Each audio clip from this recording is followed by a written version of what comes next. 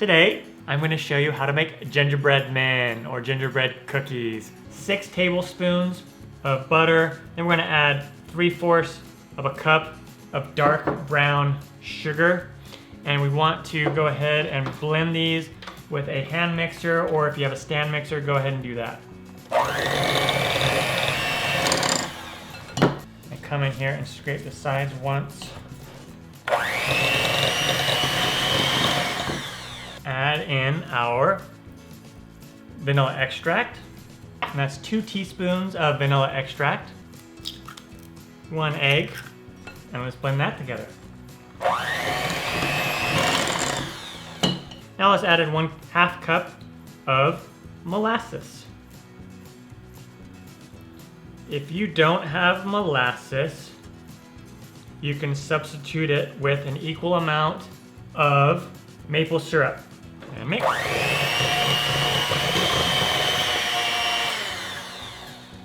Okay, great, we'll set this aside. And now we have 3 cups of all-purpose flour, and we want to add all of our dry ingredients to it. Our 1 tablespoon of ginger, 1½ teaspoons of baking powder, 3/4 teaspoon of baking soda, 1/2 teaspoon of salt, table salt, 1/4 teaspoon of cloves, ground cloves, and 2 teaspoons of ground cinnamon. And let's just whisk this all together. All right, once that's mixed, we'll set this aside. We'll bring back our other mixture here. And now we're gonna start to incorporate our flour. Now don't just dump it all in. We're gonna add it a bit at a time. And if you're using a stand mixer, you might switch to the paddle attachment, because this is gonna get pretty thick. And then eventually I will switch over to my wooden spoon. So I'm just gonna add in about that much. That's probably a cup worth.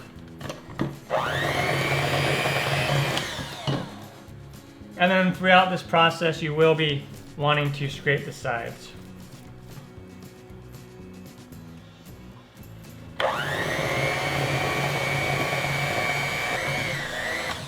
Okay, and once it gets to this stage, it's a little hard to use the hand mixer, so I'm going to switch over to my wooden spoon.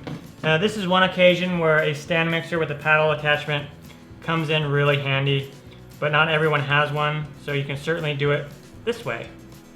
And I'm also going to scrape down our sides one more time. And now the rest of the flour mixture, I am going to go ahead and just incorporate it little bit by little with a wooden spoon. It'll be a little bit harder to mix. Another thing you might want to do is make sure your hands are clean, and then come in here and we're just going to kind of knead the rest of this flour in there.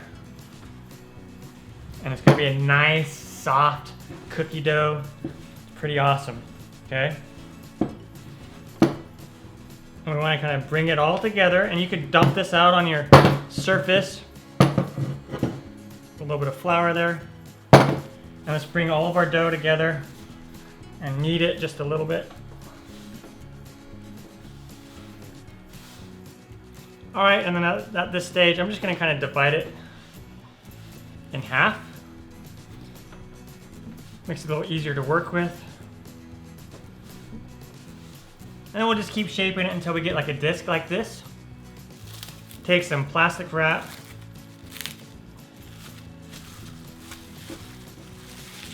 And cover it up.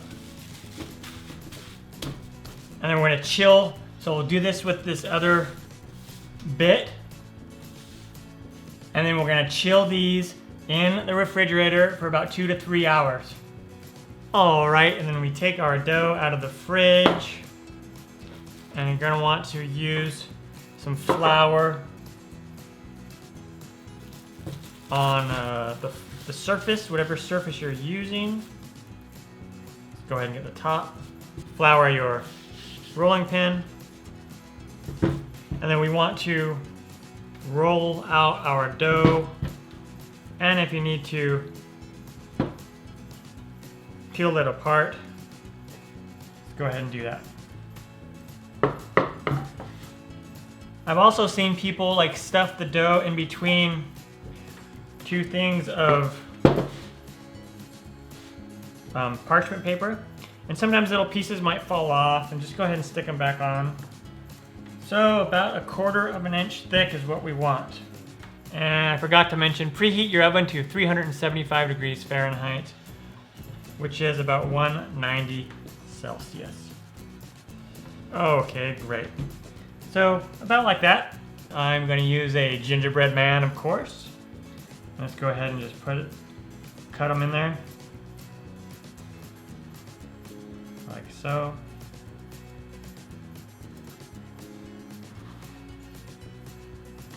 Place them on our cookie sheet.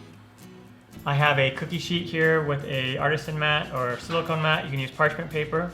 And then what you do with the rest of the dough is just go ahead and bring it all together and knead it with your hands a little bit. And then we're gonna roll it out some more. And then when we have our cookies ready, bake them in the oven, preheated oven, 375 degrees Fahrenheit for 7 to 10 minutes. And these little ones, if they're different sizes on there, typically you want them all to be the same size.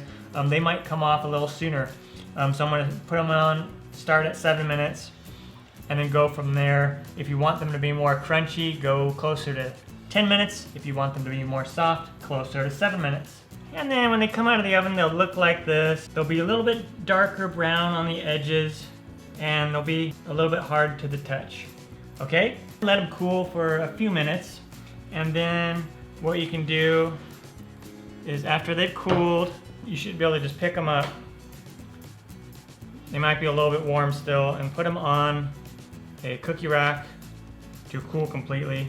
And this recipe makes loads and loads of cookies depending on the size you make. Like the little small gingerbread man, I made tons and tons of them. And to decorate them, totally up to you how you want to decorate them. You could use like a black icing in a tube. You could use a writing gel, whatever color that you want. I have all these different little things that you might put on cupcakes. You could also put on here as well. Pretty cool. Or you can just take some frosting, whatever color you want, in a piping bag.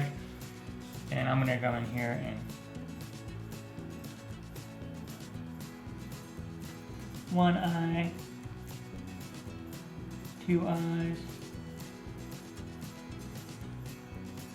a mouth, and then because I like red hots,